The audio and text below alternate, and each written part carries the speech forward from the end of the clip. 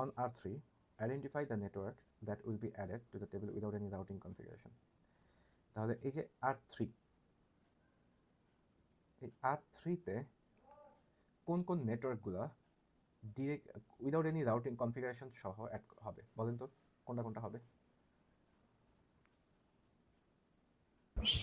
Sir PCD, পিসিই।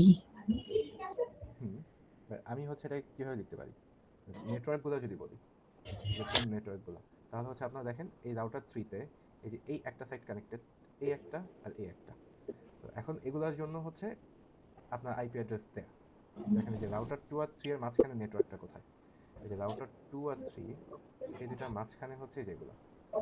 এখানে answer আপনারা চাইলে লিখতে পারেন যেটা হচ্ছে যেগুলো হচ্ছে ডিরেক্টলি কানেক্টেড এই নেটওয়ার্কগুলো হচ্ছে রাউটার 3 এর সাথে, মানে রাউটার 3 এর জন্য এগুলোকে আমার রাউটিং করা লাগবে না। তো ডিরেক্টলি কানেক্টেড এই যে R2 আর R3 এর মাঝখানে এটা একটা হচ্ছে 191.54.20.128/25, এই যে এইখানে যে এটা দেয়া এটা হচ্ছে ডিরেক্টলি কানেক্টেড।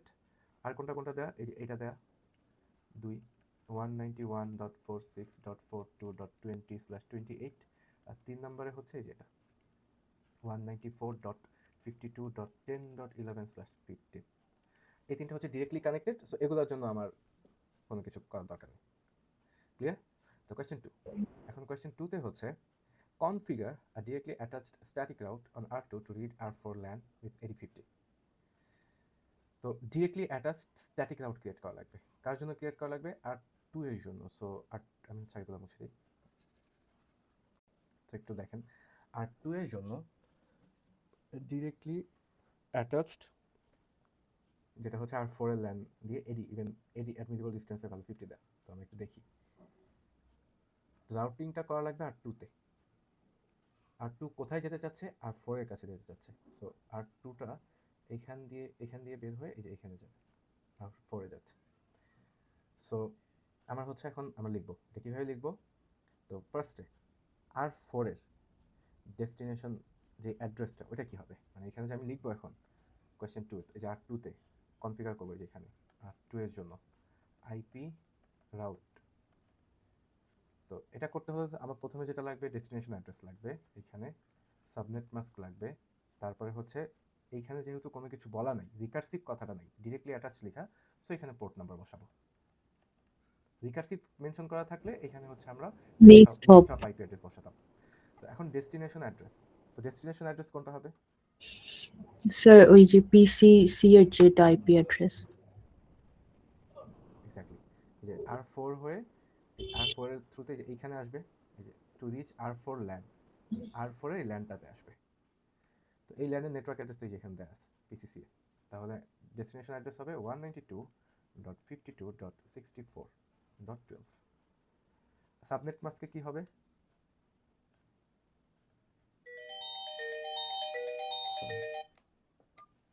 এখানে সাবনেট মাস্কে কি হবে? সাবনেট মাস্কে /30 দেয়। হ্যাঁ, /30 দেয়া। তো এখানে একটু জাস্ট আপনাদের শর্টকাটে বলে দিই, মানে এই টাইপের সাবনেট মাস্ক থেকে আমরা ধরেন /30 দেয়া, সেটা থেকে আপনি কিভাবে বের করবেন। তো দেখেন আপনার 32 থেকে 30 মাইনাস করলে 2টা বিট রাখা হয়েছে হোস্টের জন্য।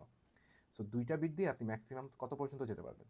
3 পর্যন্ত, তাই না? ডেসিমাল ভ্যালুতে 2 বিট দিয়ে 3 পর্যন্ত যাওয়া যায়, 00011011, এই যে 11 দিয়ে 3, ম্যাক্সিমাম 3। তাহলে টোটাল 255 মাইনাস 2টা বিট দিয়ে 3 পর্যন্ত যাওয়া যায়, সো এটা হবে লাস্টের অক্টেটটা হবে 252। সো আপনি লিখতে পারেন 255.255.255.252। তো এই জন্য ক্যালকুলেটর বের করার দরকার নেই, এগুলোকে বাইনারি লেখারও দরকার নেই। সো আমার ডেস্টিনেশন অ্যাড্রেস গেল, সাবনেট মাস্ক গেল, এখন ব্যাপার হচ্ছে যেটা পোর্ট অ্যাড্রেস, কোন পোর্ট দিয়ে বের হবে। সো বুঝাই যাচ্ছে রাউটার 2 থেকে যে বের হবে, বের হয়ে যে এইদিকে যাবে, সো রাউটার 2 থেকে এই পোর্টটা দিয়ে বের হচ্ছে। সো আমি এখানে লিখবো S000, এটা হচ্ছে আমার port. This is the answer for question 2। তো আমি কোয়েশ্চেন 1 আর 2 দুইটাই মুছে দিলাম। এগুলো হচ্ছে আপনারা ভিডিওতে স্যার আর এডি 50 লেখা লাগবে না লাস্টে? ওহো, সরি। হ্যাঁ, এইখানে এই যে ভ্যালু দেওয়া এডির ভ্যালু 50, সো এখানে আরেকটা প্যারামিটার হবে, প্যারামিটার 4, যেটা হচ্ছে এডি 50। গুড। সো এই হচ্ছে কি কোয়েশ্চেন 1 এন্ড 2। এখন আসি কোয়েশ্চেন 3-তে।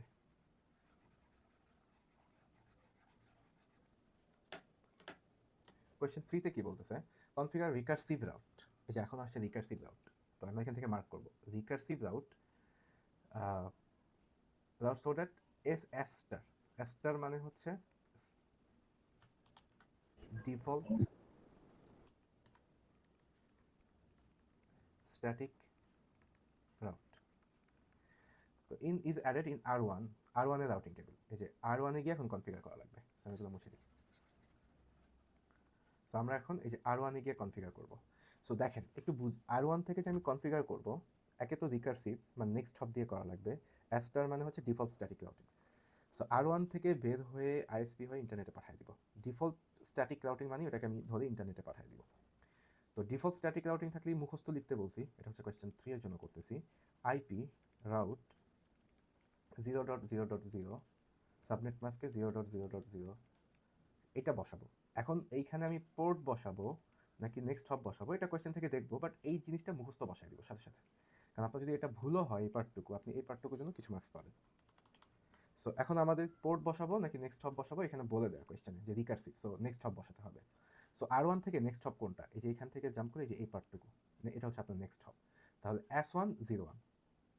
এখন R1 থেকে আইএসপি এটার মাঝখানে নেটওয়ার্ক অ্যাড্রেস কোনটা, এই যে এটা, তো আমি নেটওয়ার্ক অ্যাড্রেসটা, আর S101 এর জন্য এই যে এটা হচ্ছে স্পেসিফিক 4th অক্টেটটা .2, তাহলে আমার পুরোটা মিলে অ্যান্সার হবে 192.64.52, আর লাস্টের যে অক্টেটটা ওইখানে গিয়ে .2। এটা হচ্ছে কোয়েশ্চেন 3 এর অ্যান্সার। কারো কোনো কোয়েশ্চেন? আই গেস কোয়েশ্চেন নেই, খুব ইজি জিনিস। তো এখন হচ্ছে কোয়েশ্চেন 4। কোয়েশ্চেন 4 এ বলতেছে ডিটারমাইন দ্য অ্যাডমিসিবল। স্যার তাহলে এস স্টার হচ্ছে কি আমরা যে 00 বসালাম ওইটাই? হ্যাঁ হ্যাঁ, স্টার মানে হচ্ছে default static route. Okay. Okay, এখন হচ্ছে কোয়েশ্চেন 4। কোয়েশ্চেন 4 এর জন্য determine the AD of a backup route for 3। আচ্ছা, এই যে আপনি যে 3 নাম্বারটা বসালেন, এখন বলতেছে এটার জন্য একটা ব্যাকআপ রাউট ক্রিয়েট করতে। তাহলে এটার জন্য ব্যাকআপ রাউট কিভাবে ক্রিয়েট করবেন? Any idea?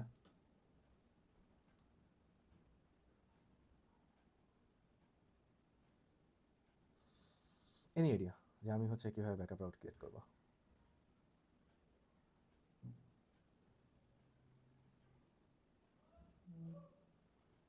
কোয়েশ্চেন 4। স্যার এটাকে R4 যাবে, R4 ধরে হ্যাঁ হ্যাঁ হ্যাঁ, দেখেন এই যে R1 থেকে ইন্টারনেটে যাওয়ার আর কোনো রাস্তা আছে এখানে? No sir. সো আপনার এখন কোনো রাস্তা নাই, সো আপনাকে হচ্ছে স্টিল একটা ব্যাকআপ রাউট ক্রিয়েট করতে বলতেছে। সো আপনি আইপি রাউট আগেরটা যেভাবে ছিল একদম হুবহু ওইভাবে রেখে 190.64.52.2 আগেরটা ওইভাবে রেখে, যেহেতু এডি বসাতে বলতেছে জাস্ট আপনি এখানে একটা এডি বসাই দেন। এখন একটা তো আপনি অলরেডি সেট করছেন, বাট আপনাকে আরেকটা ব্যাকআপের জন্য মানে একটা রুট আপনি বানায় রাখছেন, ওই সেম রুটেই ওভাররাইট করে আপনি আরেকটা রুট বানাচ্ছেন। তো এইখানে কিছু নাই, না মানে কত আছে? 0 or 1? নাই মানে কত আছে? 1 1, এক্স্যাক্টলি। এখানে নাই মানে 1 আছে। সো আপনি যখন আরেকটা ব্যাকআপ দিবেন, বলেন তো ব্যাকআপে কি কি দিবেন? এখানে কি আপনি আরেকটা 1 দিতে পারবেন? তাহলে তো দুটো নো প্রায়োরিটি সেম হয়ে গেল। সো এইখানে আপনি 2, 3, 4 এনিথিং গ্রেটার দ্যান 1 বসাতে পারেন। Yes sir.